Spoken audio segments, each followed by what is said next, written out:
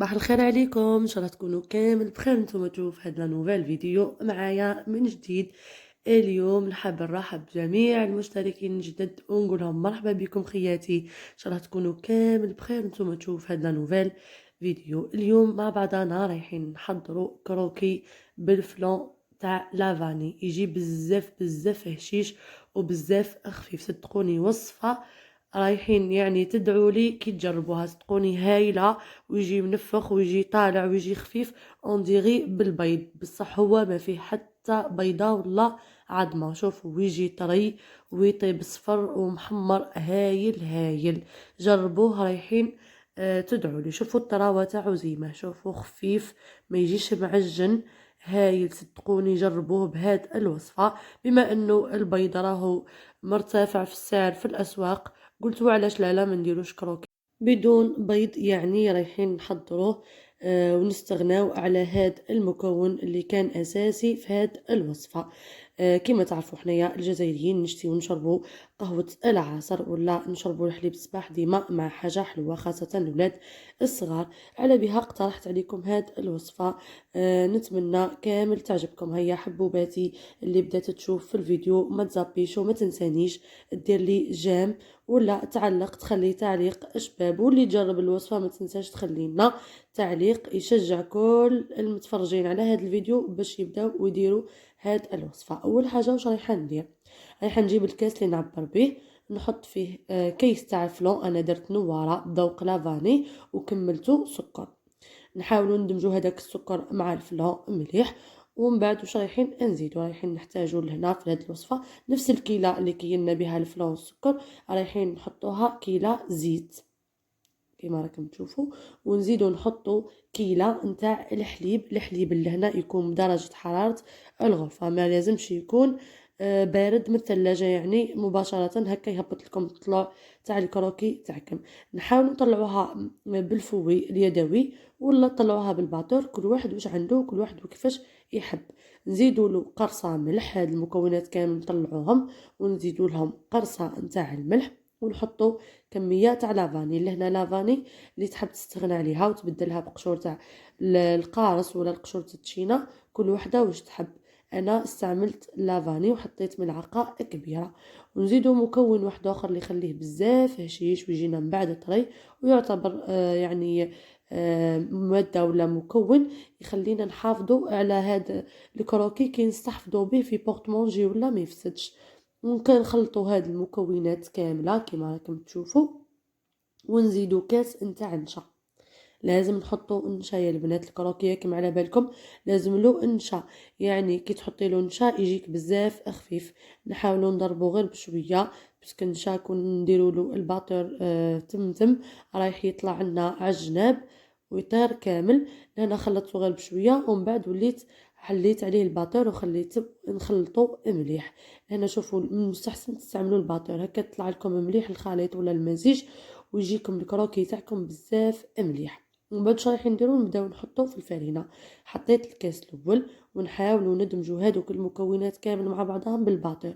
لهنا في هذه المرحله كملوا وخدموا بالباطور وشويه ديروا سرعه يعني منخفضه هكا باش تلملكم برك. ومن بعد في الاخر نوليو نستعملوا يدينا. مستحيل يعني تقدري تعرفي القوام نتاع العجينه وانتي تستعملي في الباطور، وما نقدروش من بعد يعني نكملوا بالباطور. زدت الكاس الثاني تاع الفارينه وحطيت 2 أكياس من الخميره تاع الكيميائيه تاع الكاطو نواره كيف لهنا. شوفوا حنزيد نكمل بالباطور حتى وين تتلم لي مليح هذيك العجينه. نحاولوا نخلطوا الساعه قبل ما نبداو نبقطوا الباطور هكا باش ما طرناش الفرينه على الجناب وتخمج لنا الكوزينه كما راكم تشوفوا.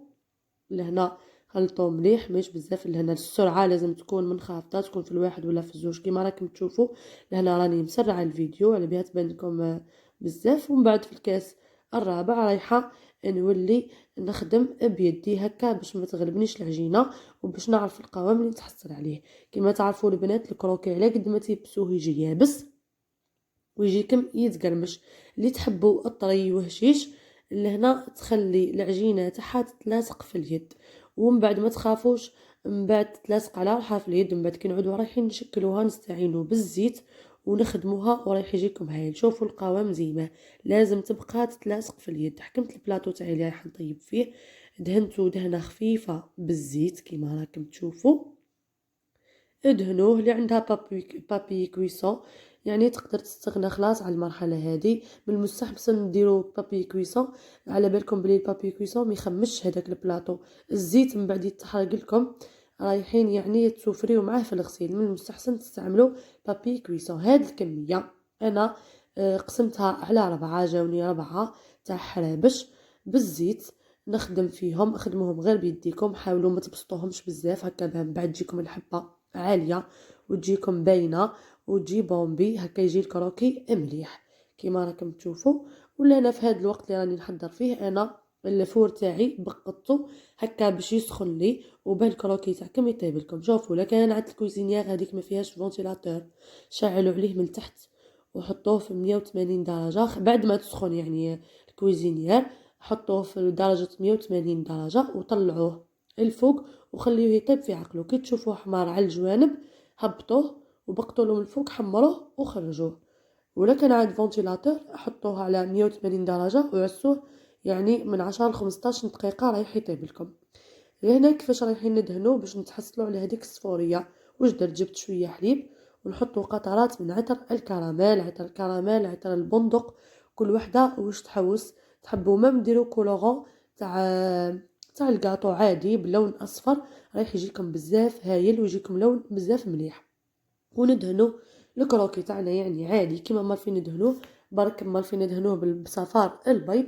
اللي هنا حاولت نقدم الوصفه بدون بيض يعني ما فيهاش خلاص العظام يعني ميم في التزيين، وما استعملتش صفار البيض، استعملت الحليب وعطر الكراميل اللي تقدروا تعوضوه بالملون الاصفر ولا تقدروا تعوضوه بعطر البندق ولا باي عطر يميل اللون تاعو اللون الاصفر. هكا تتحصلوا على هاد الحموريه ويجيكم باهي وما تطلبش انكم تستعملوا البيض. لهنا بعد ما دهنته وخلصت جبت الفرشيطه ودرت هكا خطوط متميله وكل واحد وكيفاش يحب يزينو. تحبوا تخليوه هكا بك مدهون عادي، تحبوا ترشوا رشه بالجلجلانيه، كل وحده واش تحب. لهنا نقول لكم في الطياب تاعو راهو طاب وجاني هايل. واللي تحب يعني طيبوا من الجوانب تقصوا ومن بعد تردوا توتسويت لهذيك الفور ولا الكوشه نتاعها وطيبوا على الجوانب هكا يطيب لها احمر من كل الجوانب ويجيها يتقرمش. انا ما حبيتش نردو، حبيته يكون طري. نتمنى تكون الوصفه نتاع اليوم عجبتكم، وما تنساونيش كما قلت لكم في الاول تاع الفيديو باللايك وبالاشتراك وتفعيل الجرس هكا توصلكم كل الوصفات. واللي عندها اي اقتراح ولا حابه اي وصفه تشوفها على قناتي تخلي لي تعليق. وشكرا والسلام عليكم.